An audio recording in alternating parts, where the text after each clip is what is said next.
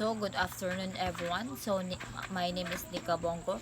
So, my topic for this afternoon is all about the fines and penalty. So, first is, any person violates Section 48 or Paragraph 1 shall upon conviction be punished with a fine of not less than 300 pesos but not more than 1,000 pesos, or render community service for not less than 1 day to not more than 15 days to an LGU where such prohibited acts are committed, or both.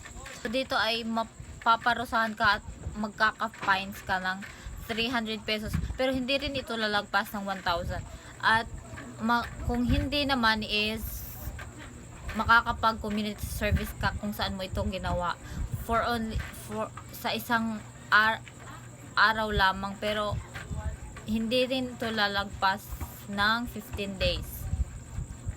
Next is, any person violates Section 48 Paragraph 2 and 3 shall upon conviction be punished with a fine of not less than 300 pesos but not more than 1,000 pesos, or imprisonment of not less than 1 day but do not more than 15 days, or both. So dito is mapaparusahan ka if napatunayang nagkasala ka, at makakapag-fines ka pa rin ng 300 pesos at hindi lalagpas ng 1,000, or makukulong ka ng 1 araw or 15 araw, or pwede rin yung both, magbabayad ka at the same time is makukulong ka. Number 3 is, any person violates Section 48 Paragraphs 4, 5, 6, and 7 shall upon conviction be punished with a fine of not less than 1,000 pesos but not more than 3,000 pesos, or imprisonment of not less than 15 days to not more than 6 months, or both. So dito naman is, kapag napatunayang nagkasala ang isang tao, is makakapagpiyansa siya ng 1,000 pero hindi hihigit hanggang sa 3,000. At maaari rin itong makulong ng higit sa 15 days hanggang hindi lalagpas ng 6 months.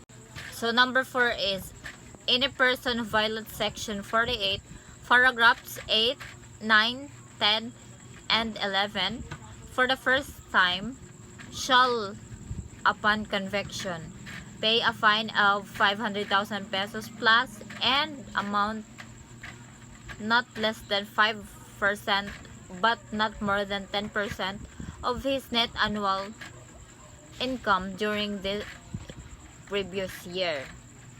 So dito naman is, kung sino mang taong lalabag sa Section 48 Paragraph 9, 8, 9, 10, and 11 sa unang pagkakataon ay magbabayad ng multa ng 500,000 pesos kasama sa halagang hindi nabababa ng 5%, ngunit hindi higit sa 10% ng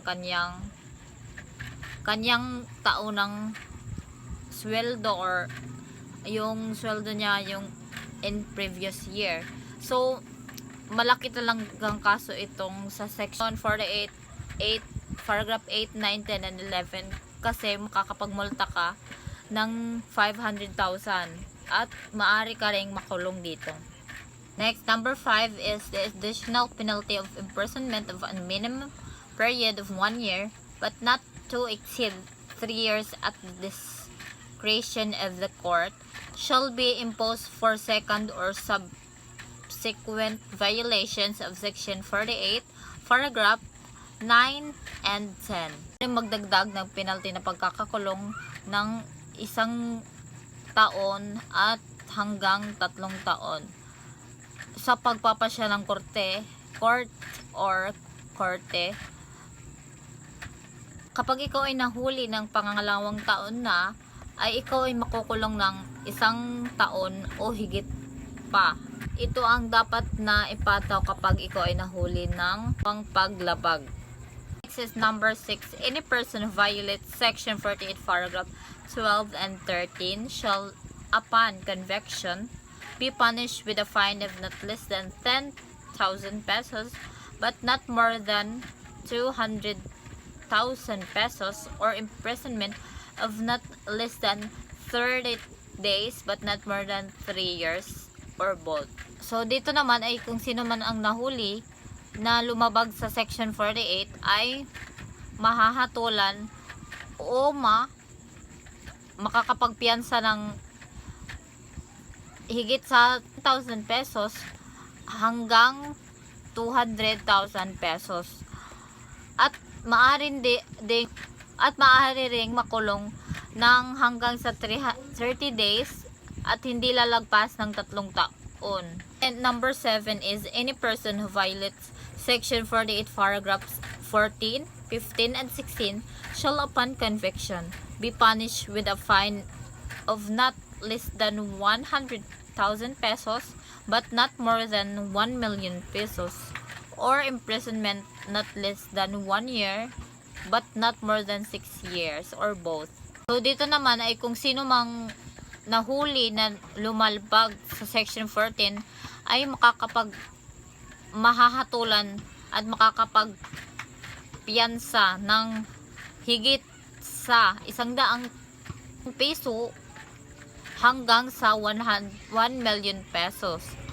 At maaari rin itong makulong ng hindi higit sa 1 taon hanggang 6 na taon.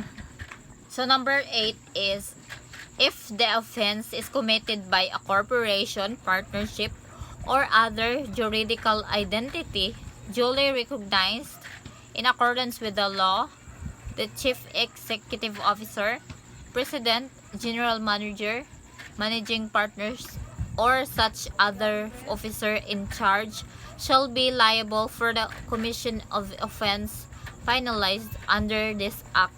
So sa batas na ito ay kahit sino, kung ikaw man ay isang sikat na personalidad, presidente o opisyal ay ikaw pa rin ay liable kapag managot sa pagkakasala mo at na pinarusahan sa ilalim ng batas na ito.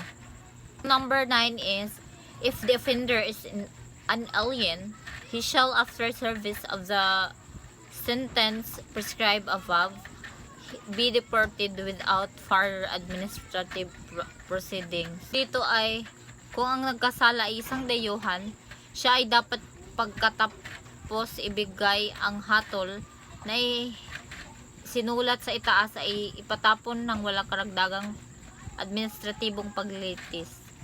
10. The fines herein prescribed shall be increased by at least 10% every 3 years to compensate for inflation and maintain the deterrent functions of such fine. So dito ay ang mga multa na nakasulat sa dito ay dapat tumaas ng hindi bababa sa 10% bawat 3 taon upang mabayaran ang inflasyon at upang mapanatili ang pagpapaandar ng mga naturang multa. At huwag basta-bastang magtapon ng basura kahit saan upang hindi mapatawan ng anumang paglabag at hindi makakulong at hindi makakapagbayad at itapon ang basura sa saktong lagayan. Yun lang po at maraming salamat sa pakikinig.